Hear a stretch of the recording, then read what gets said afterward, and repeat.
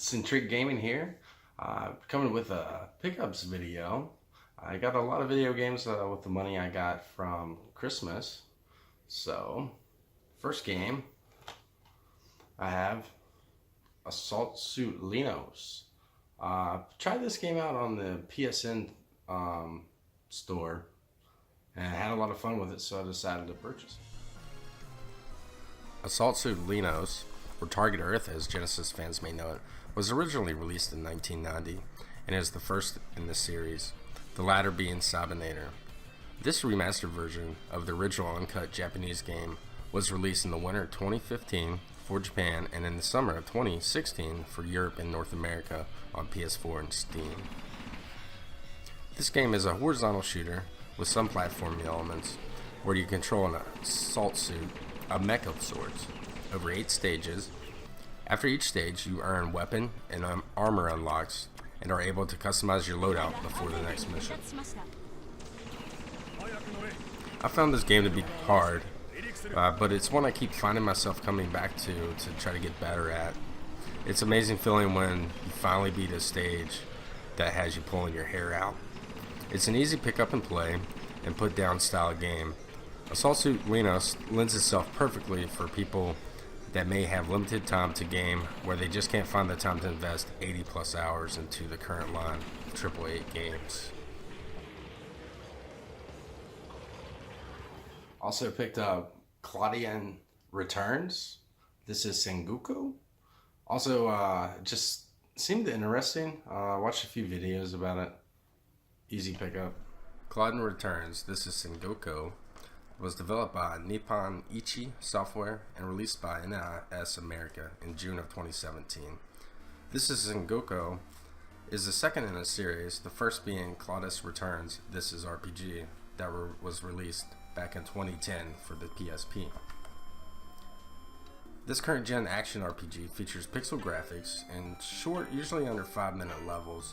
You play as a recently deceased character that must help out other souls. You do this by entering dungeons and battling or running your way to the exit while collecting new gear, weapons, and leveling up. The game offers some interesting gameplay mechanics when it comes to upgrading abilities.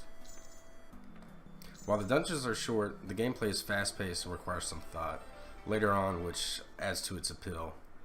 Another great game to pick up if you want a bite-sized action without delving into a huge story. Lots of great reviews about this game. Fist of the North Star, Lost Paradise.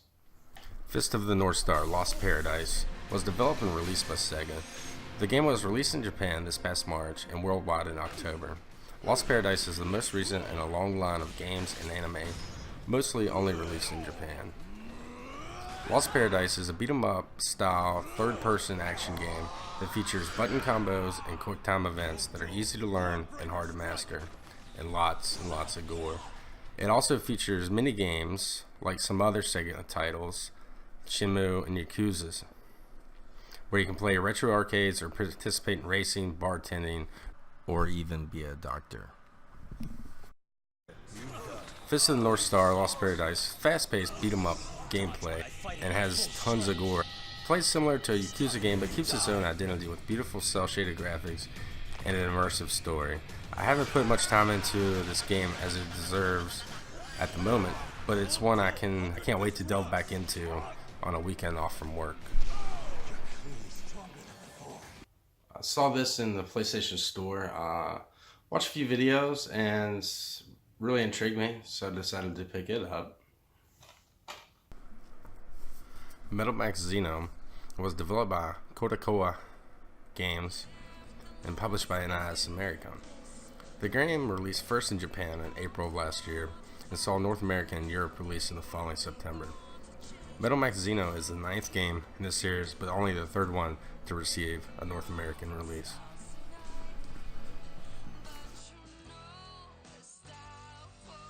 Metal Max Xeno is a role-playing game with turn-based battles. You pilot a tank in the open world of Dystopia, a wasteland after machines deemed men the biggest threat to the well-being of Earth.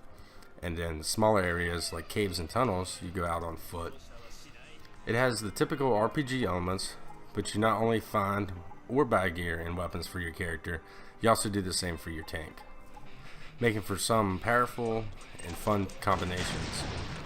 Also has a bounty system that rewards you for fighting and beating the toughest of enemies in each area. Xeno's world feels a bit empty and isn't that pleasing to the eyes. I guess a Wasteland would be. But what Xeno lacks in graphics, it makes up for in gameplay. It does require some grinding to beat the bosses of each area, but it's very generous with random battles that you can engage and travel away from, which I like.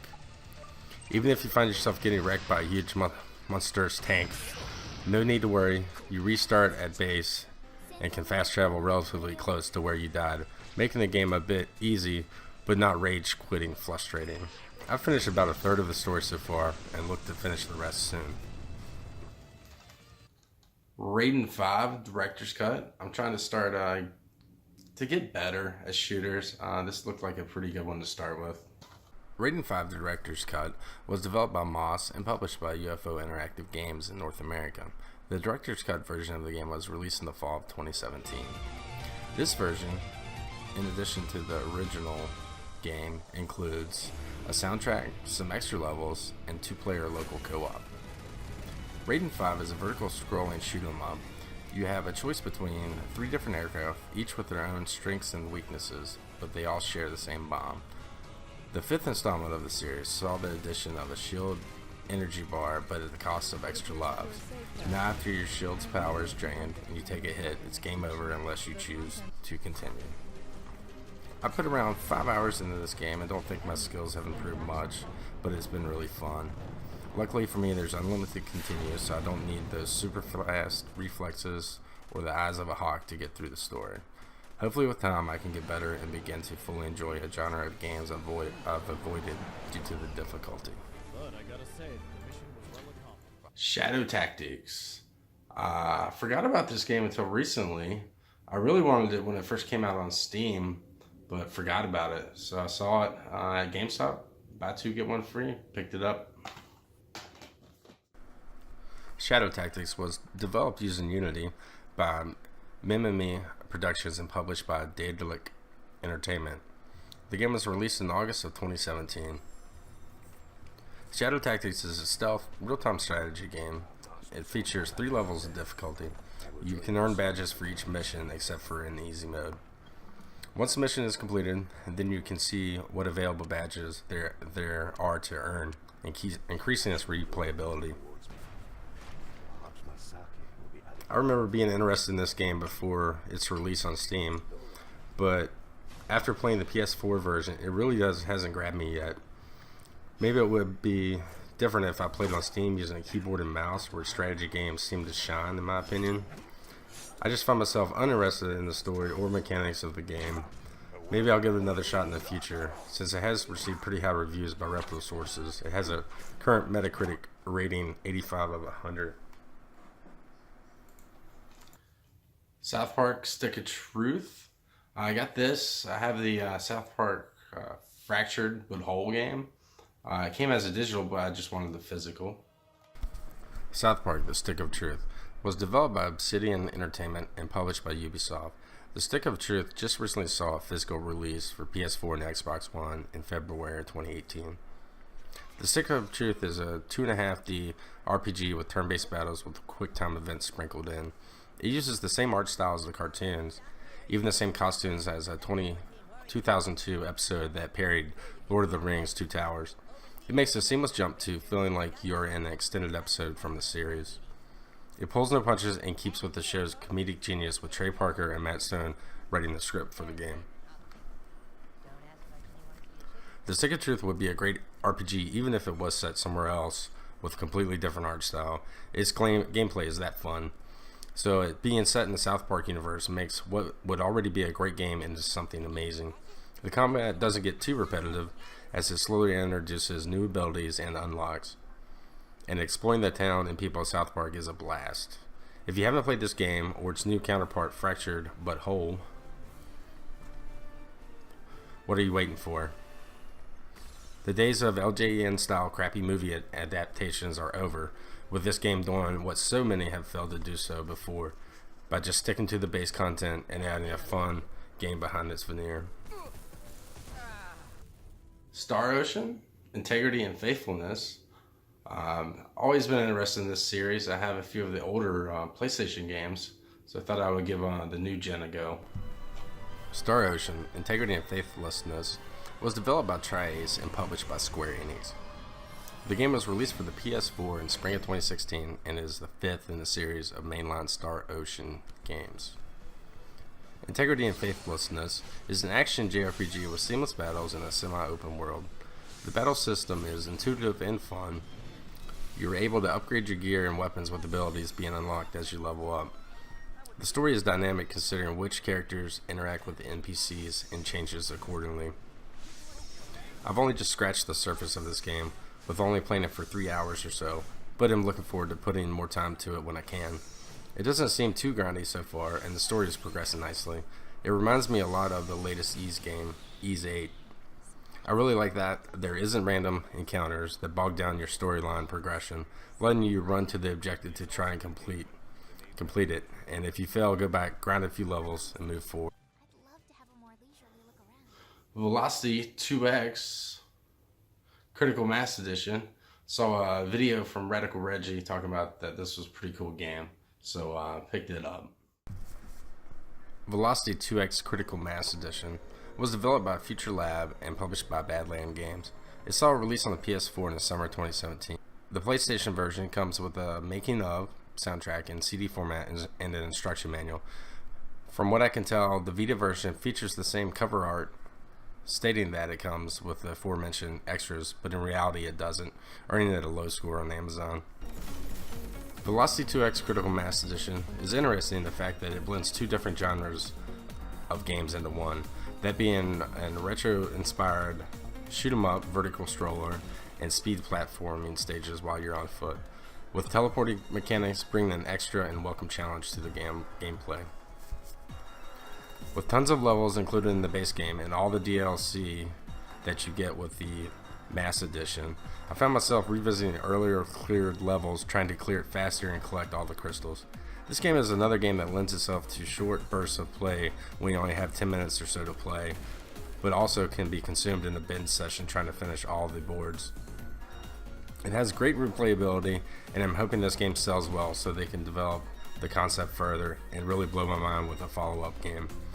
This game has received high marks from the reviewers across different media outlets. Other than video games, I got some other things. I have Amiibo. As you can see behind me, I like Amiibos. I got the Diablo Loot Goblin. Diablo's Loot Goblin Amiibo came out recently as a GameStop exclusive.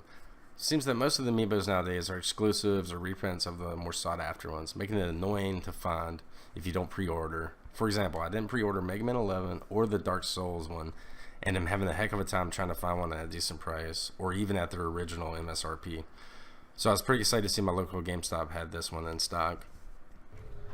What makes this Amiibo unique, other than its packaging, is instead of just dropping the power-up, treasure chest, or some sort of special item, it spawns a complete dungeon to hack and slash your way through while picking up all the spoils of war. But that's not it. Once you reach the end of the dungeon, you have a boss battle that awaits you, with difficulty and item drops based on your character's level. You can access this once every 24 hours, but the Amiibo exploit that worked in Breath of the Wind, I'm not sure if it works for this one. I'll have to try that and find out. This is what Amiibo should be from now on out. Not just spawning an item, but unlock a snippet of extra replayable content. I really like this. And finally, picked up a clone system for around 35 bucks. So if it sucks, I won't cry about it. The Retrobit Go Retro Portable, 260 plus games. Retrobit's Go Retro Portable was released relatively silent for this past Christmas season. I had never heard of this clone nor seen it in the wild before I picked it up. As you can see, it's a clone system in the style of a Game Boy with added turbo buttons.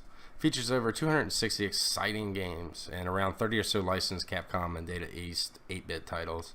What you see is what you get. It doesn't come with AV cable, batteries, or micro USB. For a price point of around 30 bucks at my local GameStop, I decided to give it a go and have written up a full review and teardown that I'll post soon. So definitely hit that bell so you can be notified when it releases. In short, without spoiling my upcoming review, the system has some good things going for it. I like that it has official licensed titles, not just poor NES hacks, and the menu music is quite catchy.